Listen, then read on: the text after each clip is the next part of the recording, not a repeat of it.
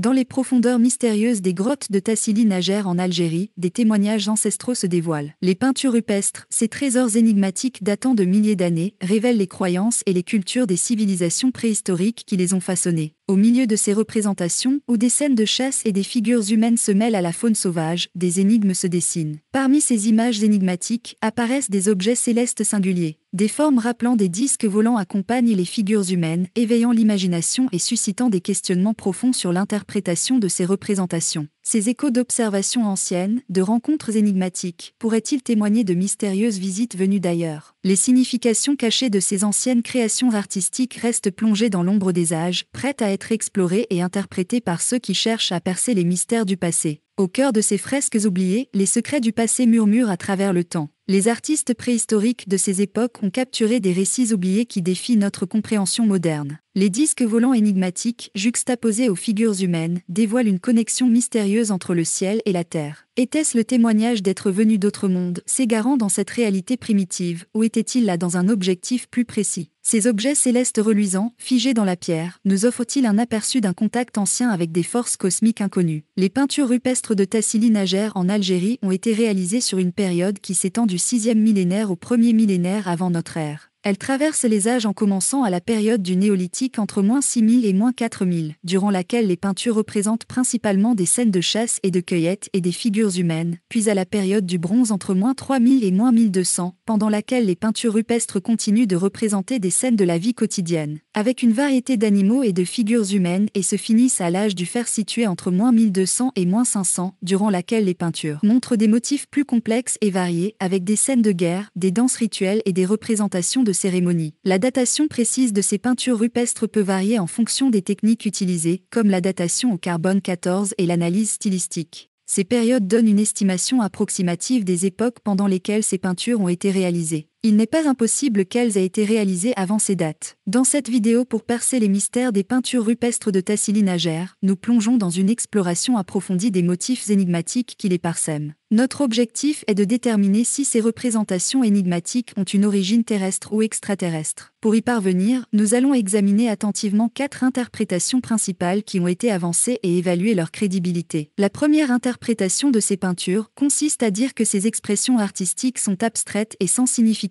littérale précise. Cette interprétation peut être sujette à certaines limitations évidentes et semble être peu crédible pour plusieurs raisons. Premièrement, lors de l'analyse des peintures rupestres, il est souvent possible d'identifier des motifs et des symboles récurrents qui semblent avoir une signification symbolique plus précise. Des éléments comme des figures humaines, des animaux spécifiques et des représentations cosmiques suggèrent que ces peintures avaient une intention ou une signification précise pour les anciennes cultures qui les ont créées. Deuxièmement, en étudiant les contextes culturels et historiques de l'époque, il est courant de constater que les œuvres artistiques anciennes étaient souvent liées à des pratiques rituelles, religieuses ou narratives. Les peintures rupestres servaient souvent à transmettre des récits, des mythes ou des connaissances. De cette façon, il est peu probable que ces représentations artistiques soient purement abstraites sans aucune signification intentionnelle. Troisièmement, les peintures rupestres de Tassili Najer montrent souvent une grande attention aux détails et aux proportions, ce qui suggère une intention précise dans la représentation des objets et des formes. Ces caractéristiques ne sont généralement pas associées à des expressions artistiques purement abstraites, qui tendent à privilégier l'exploration des formes et des couleurs plutôt que les représentations figuratives. Même s'il est possible que l'interprétation des peintures rupestres de Tassili comme des expressions artistiques abstraites soit une possibilité, il existe des éléments artistiques, symboliques et contextuels qui suggèrent plutôt que ces représentations avaient une signification spécifique pour les anciennes cultures. Par conséquent, cette interprétation est moins crédible par rapport aux autres hypothèses.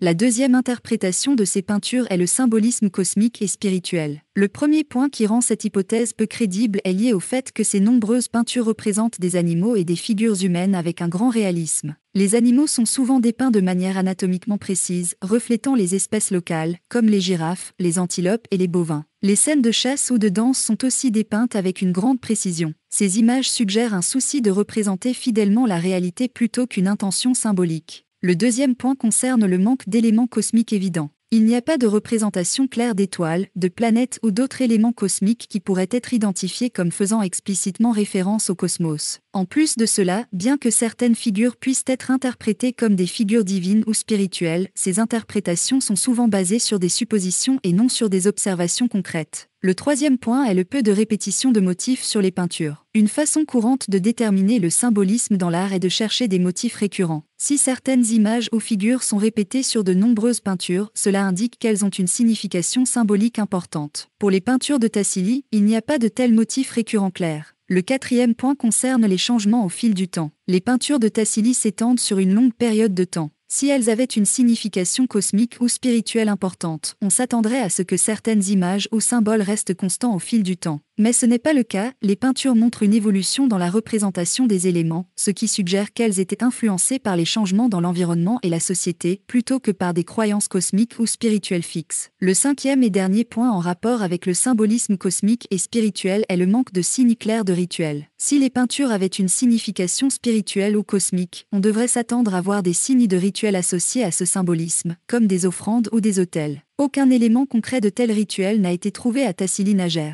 Tous ces éléments suggèrent que cette interprétation symbolique et cosmique est peu probable compte tenu des preuves disponibles. La troisième interprétation de ces peintures est le contact avec une technologie ancienne avancée venue d'ailleurs. On peut distinguer sur certaines des peintures des formes de figures humaines ressemblant à des astronautes, qui semblent être équipés de casques et de combinaisons spatiales. Ces figures en question présentent des formes d'humanoïdes et sont ornées de détails qui ressemblent à des accessoires de tête complexes ou à des objets qui encadrent la tête, ce qui conduit naturellement à les comparer à des casques modernes de type astronaute. Certaines de ces figures humanoïdes semblent également enveloppées dans des combinaisons de corps entiers qui peuvent être interprétées comme des scaphandres. Cette interprétation conduit à la théorie selon laquelle ces figures pourraient représenter des visiteurs extraterrestres, illustrant ainsi une interaction entre les habitants de Tassili Najer et des êtres d'un autre monde. Cela pourrait signifier que les habitants de l'époque avaient une certaine connaissance, probablement indirecte, des technologies avancées, du fait qu'ils ont pu être en contact dont on ignore la nature, avec des êtres ou des entités venus d'ailleurs. Même si nous considérons une alternative aux représentations trouvées dans les peintures de Tassili Najer, à savoir qu'elles peuvent être le reflet d'une mythologie locale ou d'un symbolisme culturel, nous pourrions encore être confrontés à une forme d'extraterrestre. En effet, si ces représentations sont des images des dieux, d'esprits ou d'autres entités surnaturelles, ces êtres pourraient être considérés comme extraterrestres dans une certaine mesure. Cette hypothèse est basée sur l'idée que tout ce qui est originellement, se produit ou se trouve en dehors de notre planète est, par définition, extraterrestre. Si ces entités spirituelles ou surnaturelles sont perçues comme venant du ciel, d'un autre monde ou d'une autre dimension, elles sont extraterrestres dans ce sens. Par conséquent, quel que soit l'angle sous lequel nous abordons ces peintures, que ce soit à travers le reflet d'une rencontre avec une technologie avancée ou de représentation de croyances et de pratiques spirituelles locales, on pourrait envisager que ces représentations sont, dans leur essence, d'origine extraterrestre. La quatrième et dernière interprétation des peintures est directement liée à la troisième, c'est-à-dire les rencontres extraterrestres. Cette théorie de rencontre avec des êtres venus d'un autre monde est soutenue par plusieurs éléments. Le premier élément, comme nous l'avons vu précédemment, est la représentation dans certaines de ces peintures d'êtres qui semblent porter des scaphandres. Le scaphandre est une invention moderne datant du XXe siècle et plus précisément, dans les années 60 par la NASA pour l'exploration spatiale et en 1943 par Émile Gagnan et Jacques-Yves Cousteau pour l'exploration sous-marine. Il est donc fortement improbable que des scaphandres existaient dans les époques pendant lesquelles ces peintures ont été réalisées. Si les scaphandres n'existaient pas à ces époques et c'est une certitude, d'où provenaient-ils? Pas de notre planète, c'est une évidence. Il y a quelque chose d'étrange dans la façon dont on parle des peintures de Tassili Najer.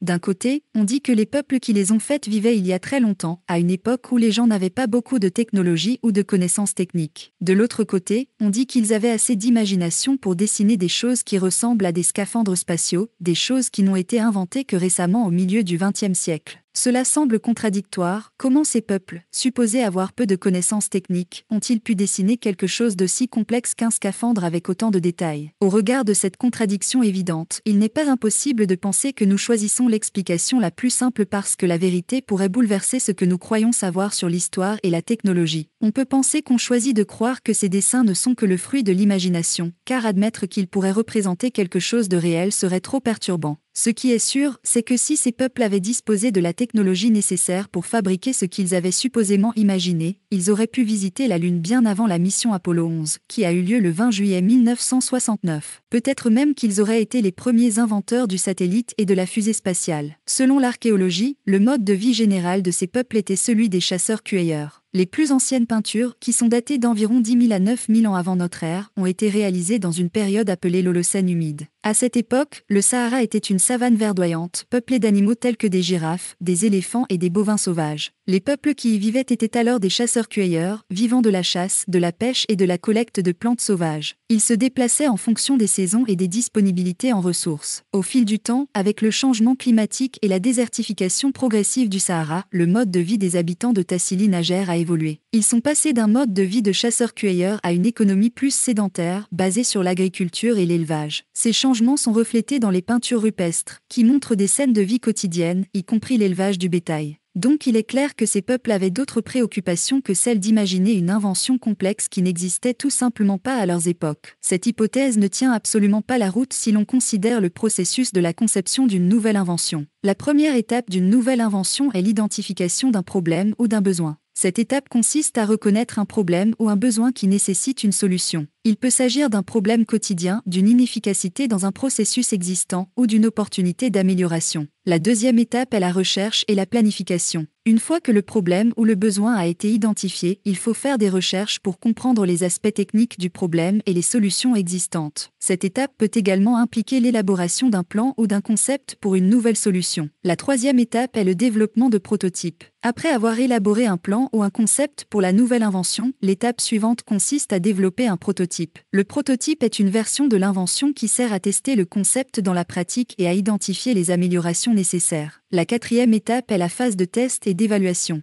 Une fois que le prototype a été développé, il doit être testé et évalué. Cela permet de vérifier si l'invention fonctionne comme prévu et de déterminer si des améliorations supplémentaires sont nécessaires. La cinquième étape est l'optimisation et le perfectionnement. Sur la base des résultats des tests, des modifications et des améliorations peuvent être apportées à l'invention. Cela peut impliquer des ajustements de la conception, du matériel utilisé ou du processus de fabrication. La dernière étape du processus d'une nouvelle invention est la production et la commercialisation. Après l'optimisation, l'invention peut être produite en masse et commercialisée. Cela nécessite dans la majorité des cas de mettre en place une chaîne de production et de développer une stratégie de marketing. Alors en quoi et pourquoi, dans quel but et pour quelle utilité, les peuples de ces époques considérés comme préhistoriques auraient-ils eu la nécessité ou le besoin d'imaginer un scaphandre ? Ces peuples vivaient principalement de la chasse, de la cueillette et ensuite de l'élevage. Pourquoi auraient-ils eu le besoin d'inventer un truc aussi compliqué et surtout inutile pour leur époque ? Ça n'a aucun sens. Les peintures rupestres de Tassili Najer, ces murmures silencieux du passé, tracent un parcours mystérieux à travers le temps. Elles dévoilent une époque où l'humanité était jeune et le monde était encore plein de mystères inexplorés. Ces figures artistiques, qui dansent et s'entrelacent sur les parois de pierre, nous racontent des histoires qui sont à la fois familières et étrangères. Des scènes de vie quotidienne, de chasse et de cérémonie nous parlent d'une époque révolue. Mais il y a aussi ces figures étranges, celles qui semblent habillées comme des voyageurs des étoiles, qui nous laissent perplexes. Que sont réellement ces figures ? Des esprits, des dieux, des êtres d'autres mondes ? Chaque regard porté sur ces peintures ne fait qu'approfondir le mystère, chaque théorie ne fait qu'ajouter du mystère à cette énigme. Peut-être que ces peintures sont une passerelle entre le monde réel et le monde spirituel, entre la terre et le ciel, entre l'humanité et l'inconnu. Ces peintures, dans leur beauté mystique et leur complexité, sont un rappel que l'histoire de l'humanité est une toile tissée de mystères et de découvertes. Au cœur du Sahara, le mystère de Tassili Najer continue de nous défier, nous rappelant que, dans notre quête pour comprendre notre passé, nous sommes souvent confrontés à plus de questions que de réponses. Que pensez-vous de ces peintures mystérieuses de Tassili Najer ?